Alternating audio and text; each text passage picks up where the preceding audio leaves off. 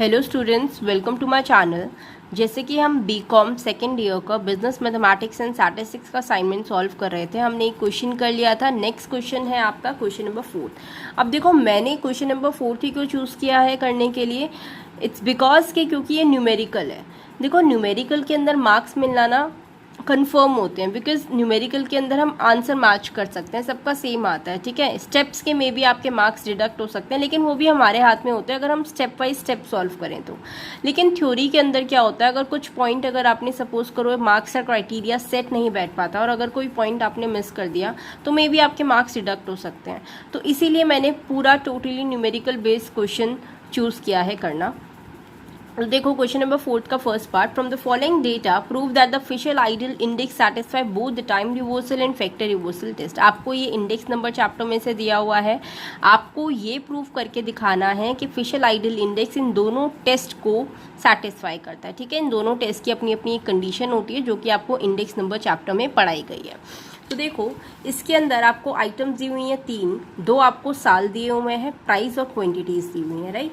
तो देखो, सिंपल सी बात है। सबसे पहले तो हमें चूज करना पड़ेगा कि बेस ईयर और करंट ईयर कौन सा ले। हम बेस ईयर को हम किससे डिनोट करते हैं? 0 से, जो कि आपको लिखने की जरूरत नहीं है, मैं जस्ट समझाने के लिए लिख रही हूँ। हाँ, आप पेपर में लिख दो कि बेस ईयर और करंट ईयर आपने क्या चूज किया, और करंट ईयर को हम 1 से डिनोट करते हैं, राइट।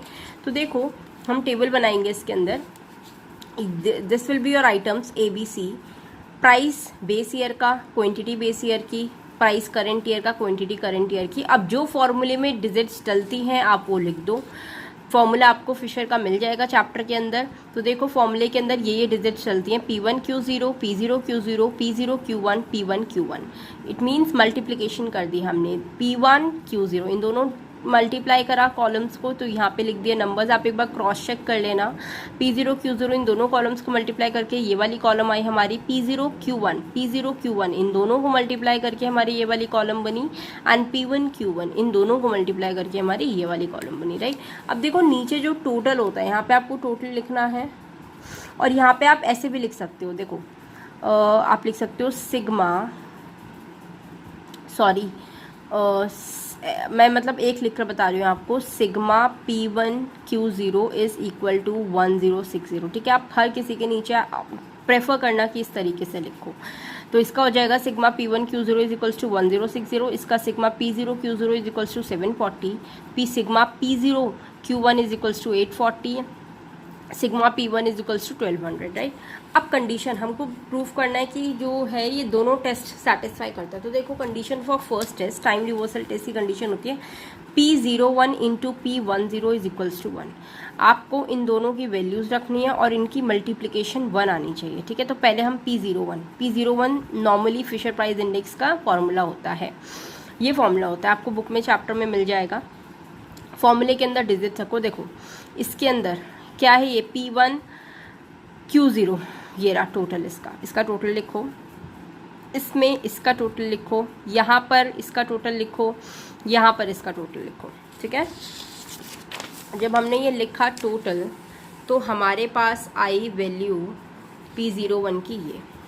ठीक है, सिमिलरली हम P10 निकालेंगे। देखो, 10 मतलब क्या हुआ, जहाँ पर 0 है वहाँ पर 1 लिख दो, और जहाँ पर 1 है वहाँ पर 0 लिख दो। देखो, अगर मैं आपको एक बार कंफर्म करा देती हूँ, फॉर्मूला आप सेम ही होता है, बस ये डिजिट चेंज हो जाती है। P0Q1 वहाँ पर पीछे होगा P1Q0। ठीक है, जहाँ पर 0 था वहाँ पर 1 आ गया, और जहाँ पर 1 था वहाँ पे 0 आ गया। फॉर्मूला बन गया। फॉर्मूले में वही वैल्यूज रखो, आप क्वेश्चन से देखकर जो आपने लिखी हैं वैल्यूज डाली। अब हमको इस इक्वेशन में सारी वैल्यूज डालनी है। LHS और RHS आपका 1 आना चाहिए। LHS हमने उठाया, यहाँ पर पीछे मैंने वैल्यू निकाली, ये जो वैल्यू निकाली है P01 की वो आपने यहाँ डाली, और P10 की जो वैल्यू है वो आपने यहाँ डाली। अब दोनों का जो रूट है वो एक साथ मल्टीप्लिकेशन में कर दो, सारी वैल्यूज आपकी कट जाएंगी आपस में और आंसर आ जाएगा 1, जो कि हमने प्रूफ कर दिया। यानी LHS is equals to RHS। This shows that कि टाइम रिवर्सल जो टेस्ट है वो सेटिस्फाई कर रहा है। पूरी लाइन लिख देना आप, सैटिस्फाई टाइम रिवर्सल टेस्ट। ठीक है, फिशर प्राइस इंडेक्स यहाँ पे लिखना, Fisher price index satisfy the time reversal test. ठीक है, हमने उसने टाइम रिवर्सल टेस्ट प्रूव हो गया हमारा। अब नेक्स्ट हमको करना था फैक्टर रिवर्सल टेस्ट, भी प्रूव करता है, ये भी करके दिखाओ भाई। फैक्टर रिवर्सल टेस्ट की जो कंडीशन होती है वो ये होती है, सबसे पहले आप P01 निकालो, जो कि हम पीछे निकाल चुके हैं, लेकिन फिर भी आप अपने असाइनमेंट में दिखाओ because of step wise marks. ठीक है, आपने ऐसा ये लिखा, सिमिलरली हमने वैल्यू डाल दी सारी। अब Q01, अब देखो 01 तो सेम है भाई, अब क्या चेंज हुआ है, Q चेंज हुआ है, यानी जहाँ P है वहाँ Q कर दो। देखो यहाँ P है तो यहाँ Q हो गया, यहाँ Q है तो यहाँ P हो गया, बस ये डिजिट्स आपको चेंज करनी है। यहाँ P है तो यहाँ Q हो गया, आपने ये लिखा। यहाँ ऊपर से देखकर आप इनकी सबमिशन टोटल्स की वैल्यू डालोगे, वैल्यू डालने के बाद इस इक्वेशन में पुट करोगे। हमने इन दोनों की मल्टीप्लिकेशन करवाई, जब इनकी मल्टीप्लिकेशन हुई यहाँ पर, जब मैंने वैल्यू डाली इस इक्वेशन के अंदर, तो ये देखो ये वैल्यूज़ चल गई।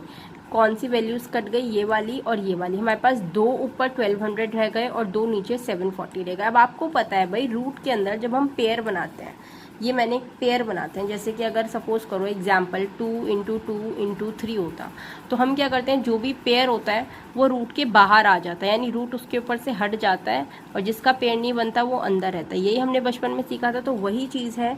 रूट इसका पेयर बन रहा है, इसका पेयर बन रहा है, नहीं, दोनों में से रूट हट जाएगा।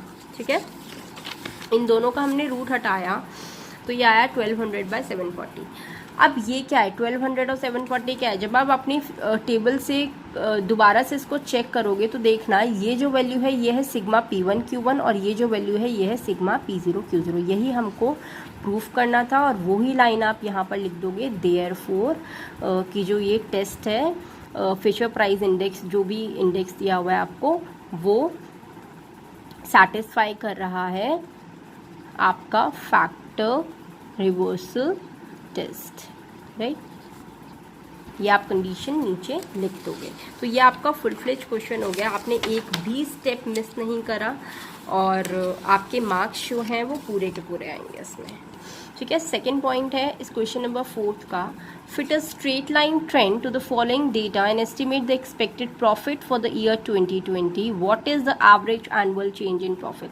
तो देखो ये कौन से चैप्टर से है, टाइम सीरीज से, यानी कि फिट स्ट्रेट लाइन ट्रेंड जो था वो आपकी लास्ट यूनिट का क्वेश्चन था। हमको बोला है एक स्ट्रेट लाइन ट्रेंड बनाओ आप, और आपको 2020 का एस्टिमेटेड प्रॉफिट भी निकालना है, एनुअल चेंज इन प्रॉफिट भी आपको बताना है। तो देखो इसके अंदर सबसे पहले आपने क्या किया, जैसे कि हम टेबल बनाते हैं, इसके अंदर ईयर्स लिखे जो आपको गिवन है वो होते हैं XI, सेल्स आपको गिवन है थाउजेंड्स में, वो आपने लिख दी। एक्स हम कैसे कैलकुलेट करते हैं, देखो 2 ब्रैकेट, ये तरीका इसको कैलकुलेट करने का, XI minus middle term, middle ear. अब देखो इसके अंदर कितने डिजिट है, 1 2 3 4 5 6 का जो मिडिल पार्ट होगा वो क्या होंगी, दोनों डिजिट्स मिडिल वाली 16 और 17 होंगी।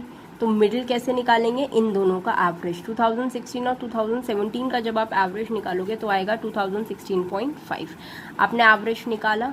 अब एवरेज में इसको देखो यहाँ पर अगर आप ये वाली टेबल निकालनी है आपको, यहाँ पे XI की वैल्यू रखो 2014 माइनस 2016.5, तो आप कैलकुलेट करोगे तो 2.5 आएगा, 2.5 को 2 से मल्टीप्लाई कराओगे तो 5 आएगा। ऐसे ही सारी वैल्यू करके टेबल निकल जाएगी। फिर इसका स्क्वायर कर देना, ये वाली टेबल निकल जाएगी। फिर XY कर देना, ये X है और ये Y, इन दोनों की मल्टीप्लिकेशन कर देना, ये निकल जाएगी। अब ये वाली टेबल हम बाद में एंड में निकालते हैं, अभी नहीं।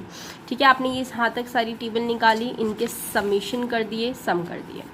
अब हमको इक्वेशन ऑफ ट्रेंड लाइन बतानी है। इक्वेशन ऑफ ट्रेंड लाइन देखो होती है ये, YC = A + BX। अब A और B कैसे कैलकुलेट होते हैं, ऐसे A की वैल्यू होती है सिग्मा Y/N, Y क्या है हमारा 120 सिग्मा Y, और N क्या होता है नंबर ऑफ ईयर जो भी दिए होते हैं, 1 2 3 4 5 6 साल का है तो निकाला हमने A। B होता है सिग्मा XY/X², XY कितना है 64, सिग्मा X² कितना है 70, वैल्यू डाली हमने, B निकाल लिया। इक्वेशन में पुट कर दो, 20 + 0.914x, ये रही 20 + 0.914x। अब हर जगह x की वैल्यू डालते रहो इस वाली इक्वेशन में और आंसर आ जाएगा। यानी पहली वाली ये वाली कैलकुलेट करने के लिए वैल्यू क्या करोगे, 20 + 0.914 × -5, कैलकुलेटर से कैलकुलेट करके क्रॉस चेक कर लेना एक बार वैल्यू। हमने सारी ट्रेंड जो है वो बना लिया 2017 से। अब हमको बोला था कि एक्सपेक्टेड प्रॉफिट बताओ 2020 का।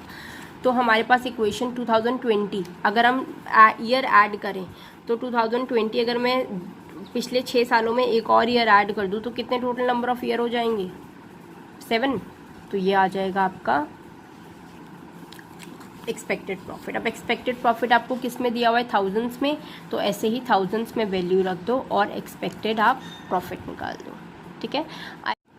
लास्ट चीज़ आपको क्वेश्चन में निकालने के लिए दी हुई है average annual change in profit. अब देखो average annual change in profit क्या होता है? बेसिकली जो आपने स्ट्रेट लाइन ट्रेंड बनाया है उसका स्लोप होता है, और जो उसका स्लोप होता है वो होता है बी।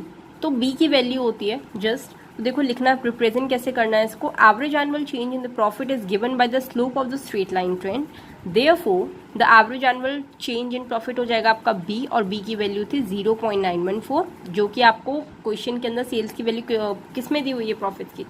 थाउजेंड्स के अंदर। तो थाउजेंड्स के अंदर मल्टीप्लाई करा दो, उसको आ जाएगा 914। ठीक है।